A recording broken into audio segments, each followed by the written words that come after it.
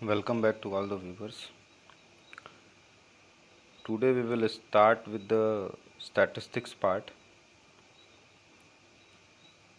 So in this part, or we can say that it is in this lesson 1 we will discuss about the concept and significance of statistics in economics.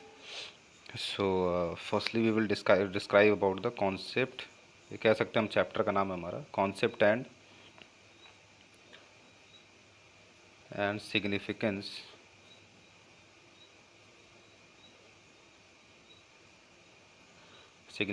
of statistics in economics, यानी economics में statistics का क्या concept, क्या significance, क्या role होता है, उसके बारे में हमारा ये चैप्टर है, उसी पर डिस्कशन करना है हमको।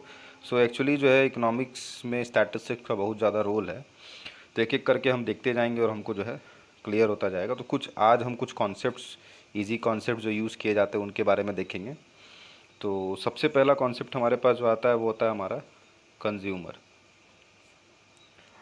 तो कंज्यूमर, जैसे नॉर्मली हम कंज्यूमर के बारे में जानते हैं, सुनते रहते हैं कंज्यूमर कौन होता है। तो कंज्यूमर कौन होता है? जो हमारा फाइनल गुड्स एंड सर्विसेज का who consumes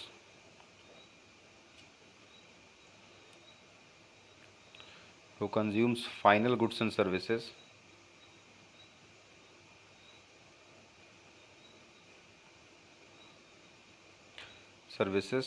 to satisfy his wants. Simple भाषा में कह सकते हैं कि कंज्यूमर हमारा एक कोई भी आदमी हो सकता है जो कि फाइनल गुड्स एंड सर्विसेज का कंजप्शन करे अपने वांट्स को सेटिस्फाई करने के लिए। उसके बाद नेक्स्ट हमारा, जब कंज्यूमर हम जान लेते हैं, तो कंज्यूमर के बाद हमारा दूसरा जो पार्ट आता है वो होता है कंजप्शन। तो कंजप्शन क्या होता है? तो कंजप्शन का मतलब क्या हो गया? कंजप्शन एक प्रोसेस होता है ना। पहली बात तो जैसे कंज्यूमर होगा उसी तरीके से कंजप्शन क्या हो गया? A process of consuming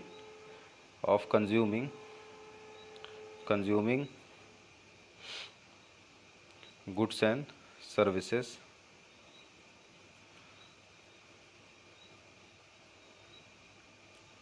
for our satisfaction.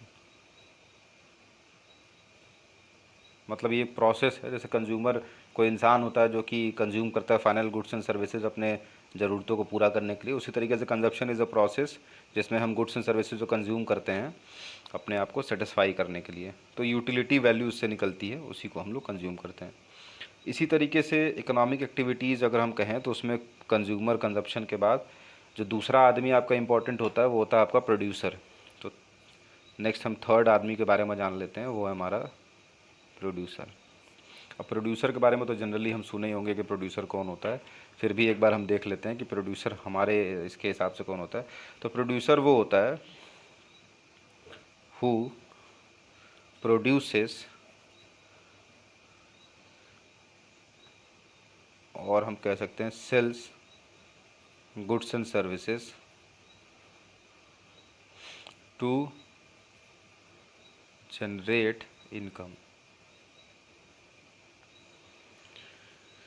अब देखिए दोनों डेफिनेशन लगभग सेम है। यहाँ पे है कि who consumes final goods and services satisfy his wants. यहाँ क्या हो जाएगा? हु प्रोड्यूसेस और sells goods and services to generate income. जो इनकम कमाने के लिए गुड्स एंड सर्विसेज को बनाता और बेचता है उसको हम लोग क्या कहते हैं? उसको कहते हैं हम लोग प्रोड्यूसर है ये। अब प्रोड्यूसर है तो करता क्या होगा? प्रोडक्शन करता होगा। तो नेक्स्ट हमारा हो जाएगा प्रोडक्शन। तो प्रोडक्शन क्या हो जाएगा? जैसे कि कंजप्शन एक प्रोसेस होता है, उसी तरीके से हमारा क्या हो जाएगा? प्रोडक्शन एक प्रोसेस है, और process of converting raw material into finished goods. यानी रॉ मटेरियल को कन्वर्ट करके हम फिनिश गुड्स में जब वो करते हैं तो उसी को हम लोग बोलते हैं हमारा कि प्रोडक्शन हो गया इस पर्टिकुलर कमोडिटी या पर्टिकुलर चीज़ का। तो ये तो हमारे पास 4 लोग हो गए। आज हम कॉन्सेप्ट्स ही देखेंगे कि कॉन्सेप्ट्स हमारे क्या क्या होते हैं, कितने टाइप से कॉन्सेप्ट्स हैं, क्या क्या चीज़ें डिस्कस की जाती हैं। जैसे कंज्यूमर हो गया, कंजप्शन हो गया, प्रोड्यूसर, प्रोडक्शन।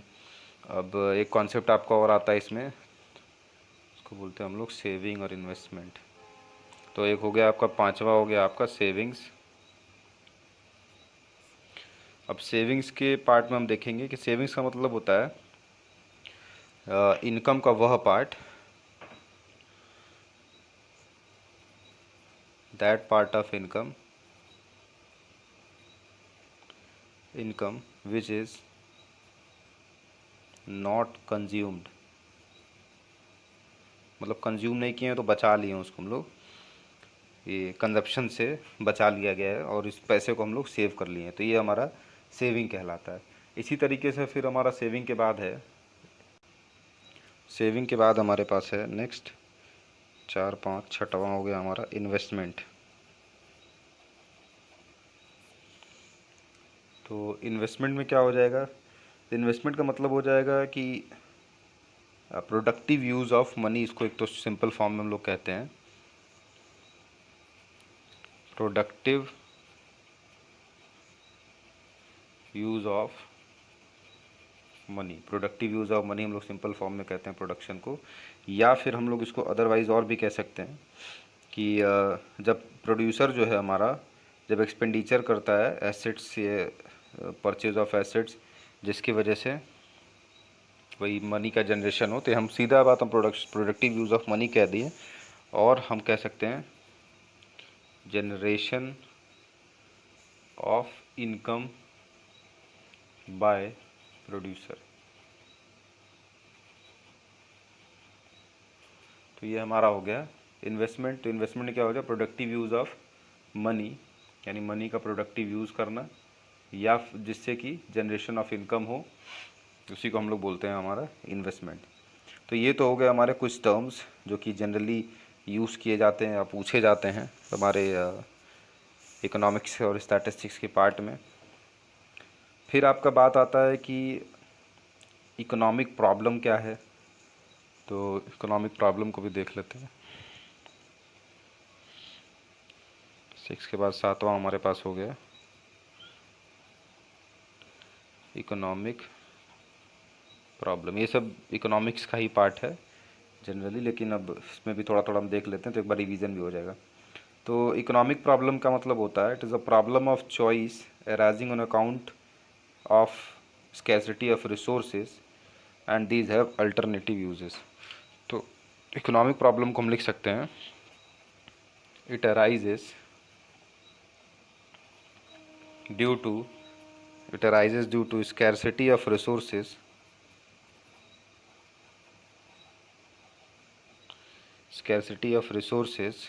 and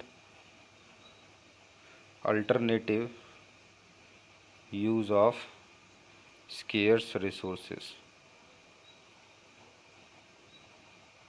यानी रिसोर्सेज हमारे पास कम हैं, तो उन्हीं रिसोर्सेज का जब स्कैर्सिटी होता है या अल्टरनेटिव यूज़ होता है तो कहीं ना कहीं हमारी इकोनॉमिक प्रॉब्लम जनरेट हो जाती है। तो ये हमारा इकोनॉमिक प्रॉब्लम का मेन वो है।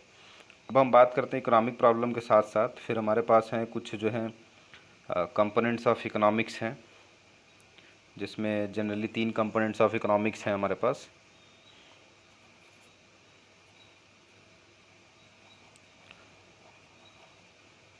कंपोनेंट्स ऑफ इकोनॉमिक्स, इसमें अपने पास 3 होते हैं।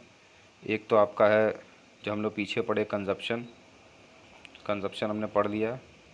फिर एक आपका होता है प्रोडक्शन, वो भी हमने पढ़ लिया, प्रोड्यूस करना। और तीसरा हमारा होता है डिस्ट्रीब्यूशन का मतलब होता है सामान जब बन जाए तो उसको हम एक जगह दूसरी जगह जब पहुंचाने का काम करते हैं, that is known as distribution. तो ये हमारा 3 तरीके के कंपोनेंट्स ऑफ इकोनॉमिक्स कह सकते हैं हम इसको। अब ये सब तो हो गया हमारा दूसरा बात। अब हम मेन मुद्दे पे आते हैं, हमारा जो है स्टैटिस्टिक्स क्या है, व्हाट इज़ स्टैटिस्टिक्स। तो स्टैटिस्टिक्स के बारे में हम देखते हैं यहाँ पे।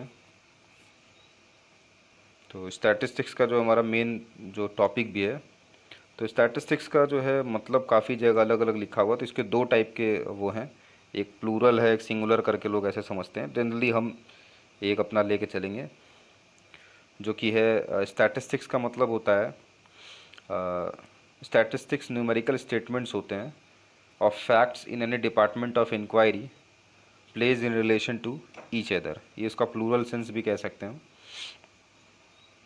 तो इसका प्लूरल सेंस में देख लेते हैं। प्लूरल सेंस में जो स्टैटिस्टिक्स का मीनिंग है वो है हमारे पास कि दीज आर या statistics are numerical statements of facts in any, क्योंकि ये डेफिनेशन दिया गया बाउली के द्वारा तो इस वजह से हमको इसको पूरा ही लिखना पड़ता है, कोई चेंजेस नहीं इसमें कर सकते हैं। Department of inquiry placed in relation to each other, ये डेफिनेशन दिया गया था बाय प्रोफेसर बाउले। तो ये हमारा प्लूरल सेंस का डेफिनेशन है स्टैटिस्टिक्स में, जिसमें स्टैटिस्टिक्स को बताया गया कि न्यूमेरिकल स्टेटमेंट्स होते हैं ऑफ फैक्ट्स, जो भी किसी भी इंक्वायरी वगैरह हम लोग करते हैं, रिलेशन होता है सबका एक दूसरे से। तो ये है। उसके बाद फिर हम देख लेते हैं, ये तो प्लूरल सेंस का डेफिनेशन हो गया हमारे पास। इसी तरीके से फिर सिंगुलर सेंस में भी डेफिनेशन है, तो सिंगुलर डेफिनेशन हम देख लेते हैं।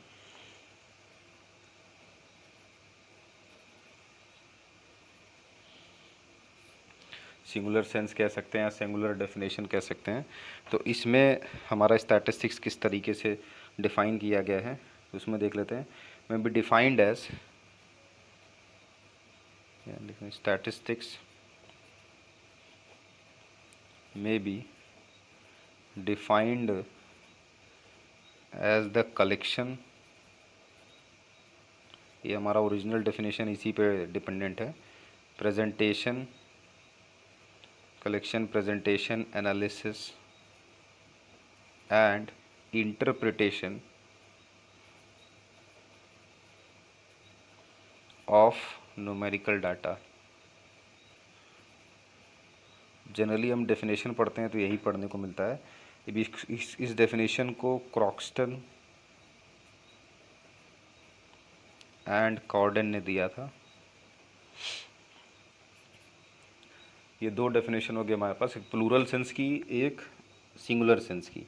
तो प्लूरल सेंस में तो हो गया कि these are numerical statements of facts, numerical statements of facts in any department of inquiry placed in relation to each other. इसको एक रिलेशन में, एक दूसरे के रिलेशन में रखते हैं, उसको हम स्टैटिस्टिक्स कह दिए।